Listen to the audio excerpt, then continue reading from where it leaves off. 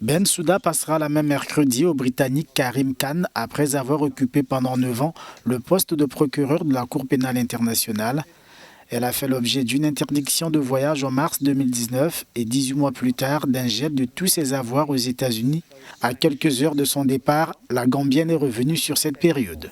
Je pense que c'était une erreur. Vraiment, une ligne rouge a été franchie pour sanctionner non pas Fatou Bensouda personnellement, mais pour sanctionner le procureur de la Cour pénale internationale, alors qu'elle essaie de faire son travail, qu'elle est mandatée pour le faire.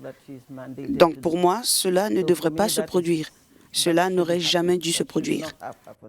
Sans tort à l'époque, l'enquête sur les crimes de guerre et les crimes contre l'humanité présumés commis par les États-Unis en Afghanistan et Israël en Cisjordanie. Mais ça, c'était sous l'administration Trump.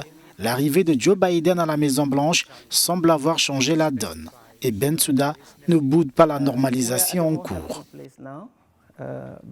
L'administration Biden a décidé de lever ses sanctions et l'administration et nous travaillons à une sorte de réinitialisation des relations entre la CPI et le gouvernement américain.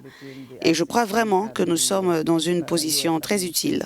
Des désaccords persistent toujours entre la CPI et les États-Unis. Pour Bensouda, par contre, l'action de la CPI ne doit pas avoir de limite.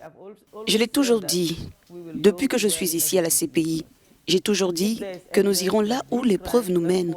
S'il existe des preuves que ces crimes relèvent de la compétence de la CPI, peu importe où ils se produisent, la CPI examinera ces cas. Et je pense que nous l'avons maintenant démontré.